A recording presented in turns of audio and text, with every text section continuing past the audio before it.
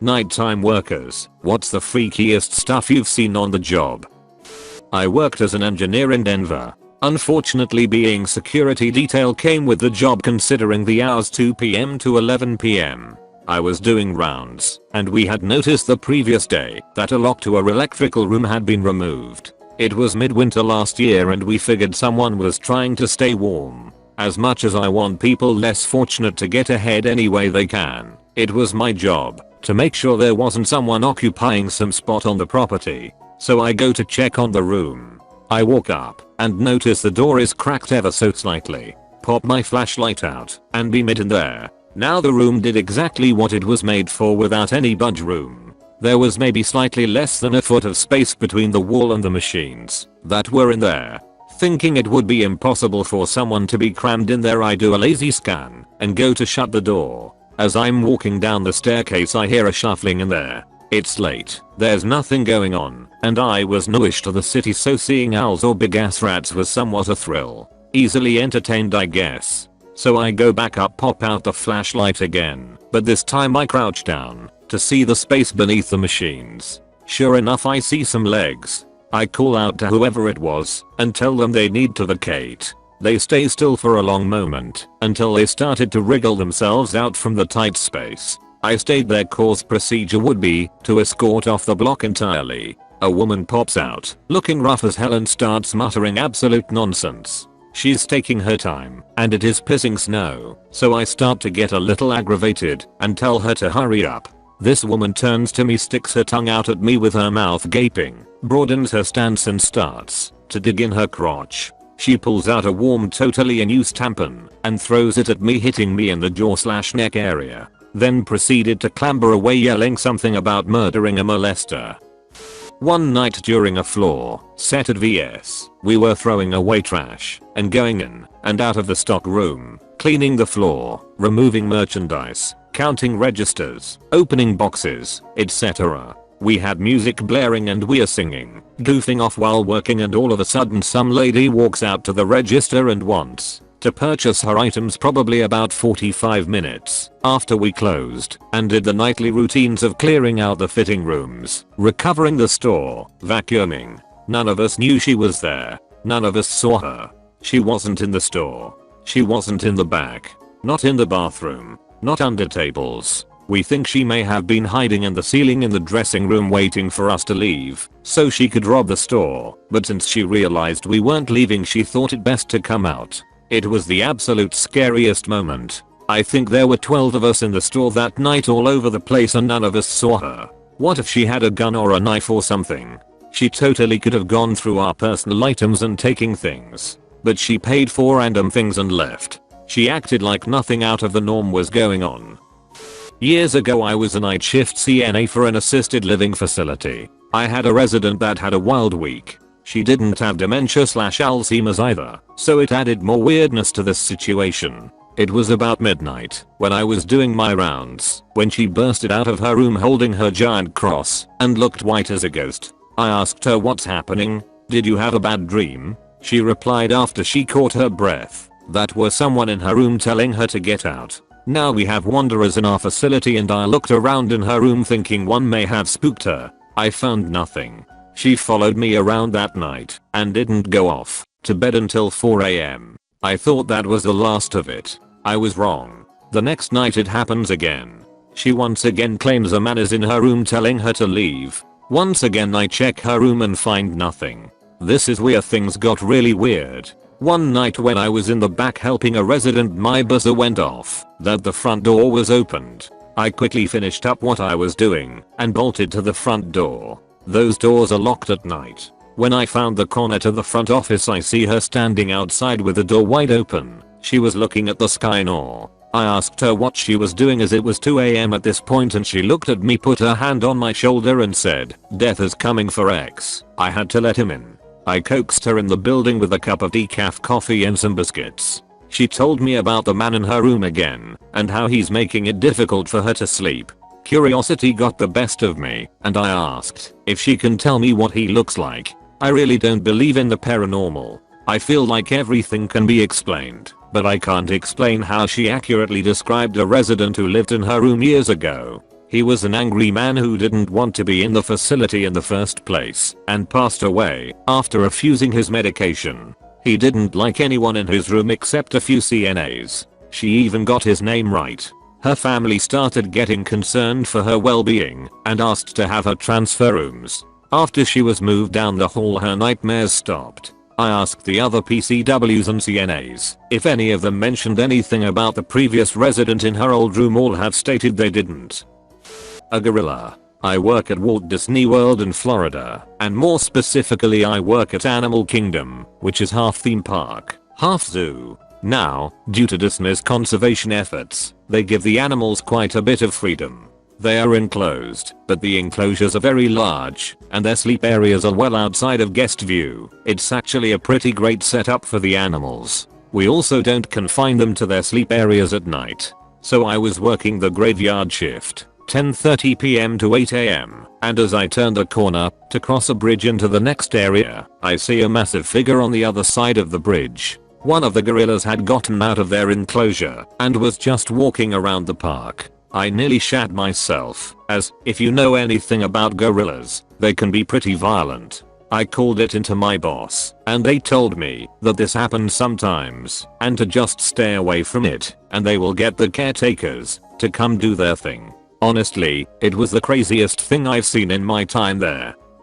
Never have been a believer in anything paranormal / ghost scary stuff. Always thought this stuff was just BS until now. A couple weeks ago I started working graveyard shift at a plant that fills cylinders with different gases, oxygen, different medical gases, gas for welding, that sort of thing. During the shift it gets very dark, and it's just me and 2 other guys. Working graveyard is different. It's like a different reality, a different dimension. Things are just different. Anyway, years and years ago there was an accident at the plant where 2 or 3 men lost their lives due to human error. Since then there have been huge safety updates to ensure it never happens again. Outside of our plant we have a bunker. It's where we store filled cylinders in case there is a leak or something. It's all outside. About once a week I see people who are not there. People who are not real. Sometimes when I'm on the forklift outside alone moving pallets I will see a man in the bunker watching me. I will drive to him thinking it's a coworker, but there is no one there. Sometimes I will see a man taking a break by leaning against the cylinders, wearing the old style uniforms and looking like he's from a old movie. They are 2 different men, different builds. They are also 100% not my coworkers. I assume they are ghosts or spirits of the men who passed at the plant. They are calm and do not scare me. They are just watching us work, taking breaks and relaxing.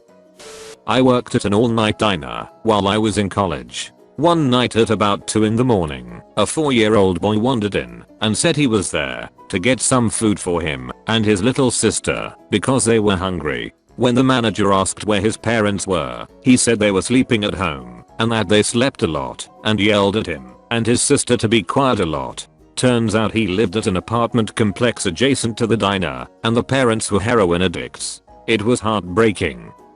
I used to work nights in a hospital setting. At one point, I was taking the city bus to work. There was a lady who got off the bus and left her baby. The bus driver pulled the bus over and tried to find her, but it was nighttime and he couldn't find her. He called the police. Before the police got there, the woman came running back, realizing that she had forgotten something. My boss did not believe me when I told her why I was late.